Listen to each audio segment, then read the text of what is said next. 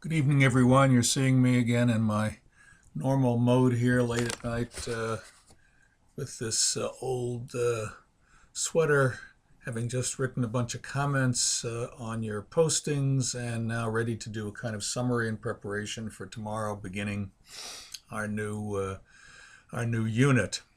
Um, so again, as I said in my last postings, it looks like the email that I sent out last night had a great effect, and the great creativity or intellectual creativity came through both last night and today and this evening. It would be nice if some of that came out a little earlier, so we had a little bit of a longer period to discuss some of these issues. But I have to be thankful and grateful for what you have put in, because I did say it just needed to be in by Thursday evening.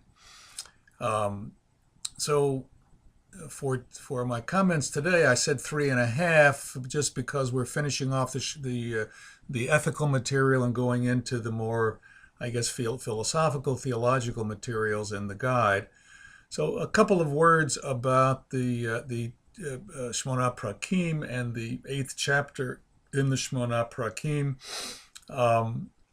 And I think that I would just comment. I did a little bit with one of the Chavruta groups today to say that in my own view, the the problem of free will and the hardening of the heart and all of these things um, are not really at the crux of things, either for Rambam or I think for the Tanakh itself.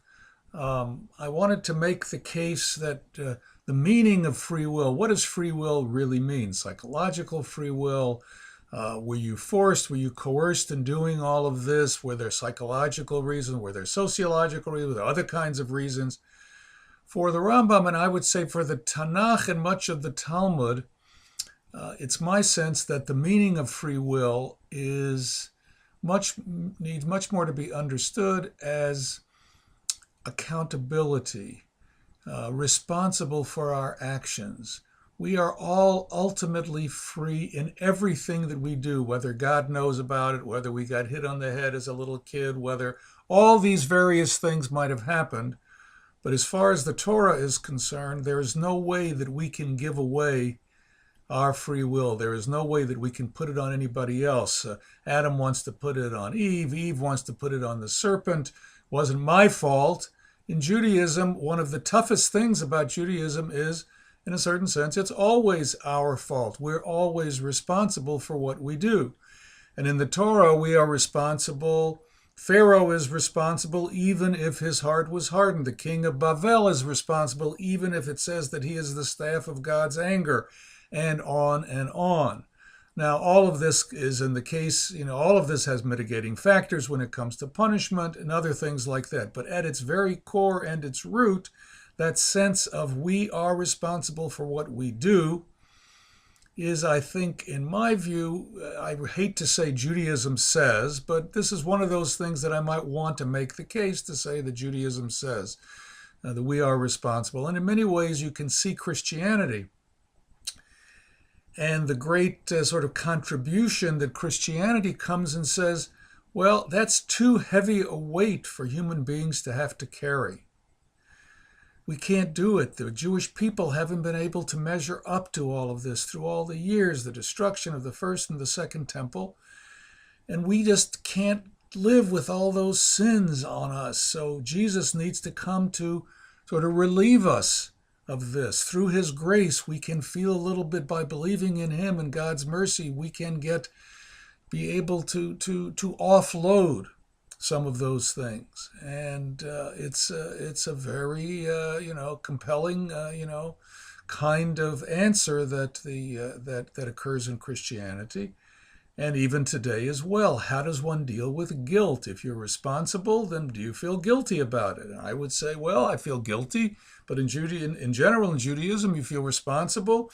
You do what you can do, and if you don't do it right, you try again the following day. I don't know that people are filled with guilt necessarily, although that's sort of the Woody Allen approach. But my sense is that we deal with it in whatever way we deal with it, but that offloading free will somehow as far as Jewish tradition is concerned, is really something that's very difficult to do. So that's sort of my take on that whole issue.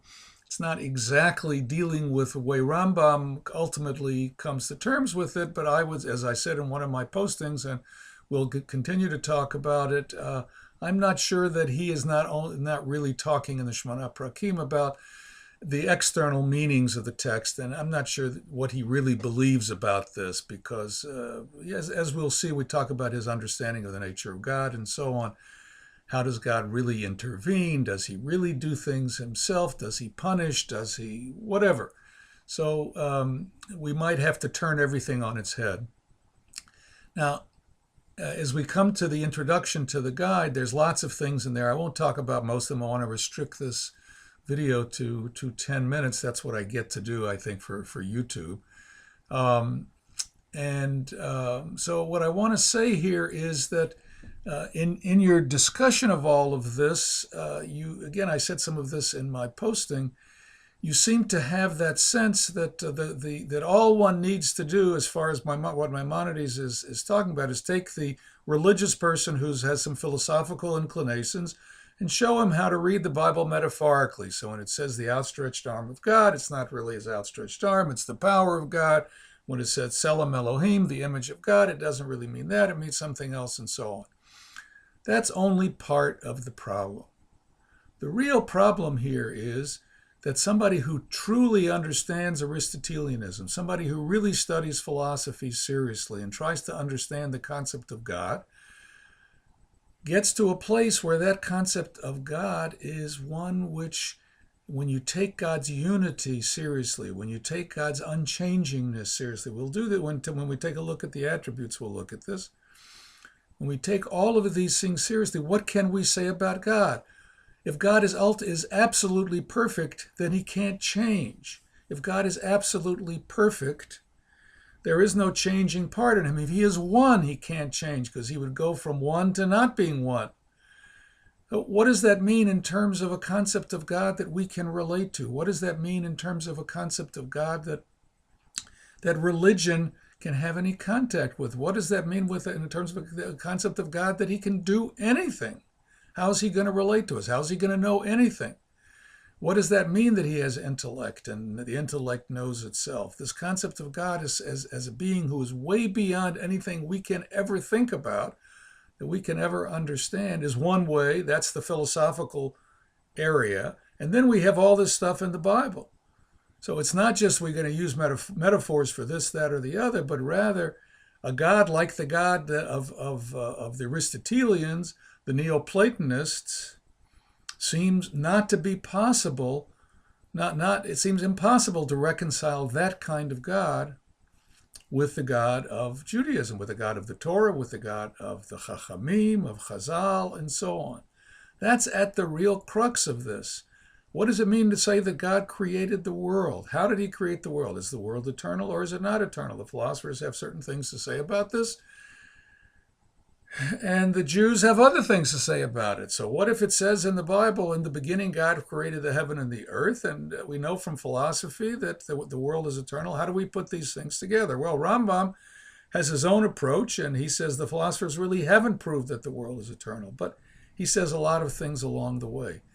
The real point of Rambam is that he wants to encourage everybody that has a real philosophical talent to take it as far as he can take it, and he will help that person, Rambam, find a way to stay within Judaism, to stay within the Torah, to stay within the world of the Chachamim, of Halacha, and so on, even though it has this very, very risky thing about it. It has this very, very risky thing about it. But the point is, you don't want the common people, you don't want them to have to undergo this difficult experience and have to take this risk as well, however much they understand of it.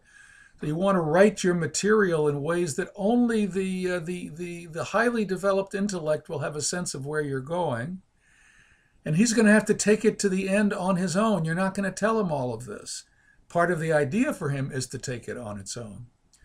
So this is my summary. It's not exactly a summary, a little bit of a lecture. My 10 minutes is about to go, so I'm going to stop right now, and I'll be interested in hearing comments and reactions as well.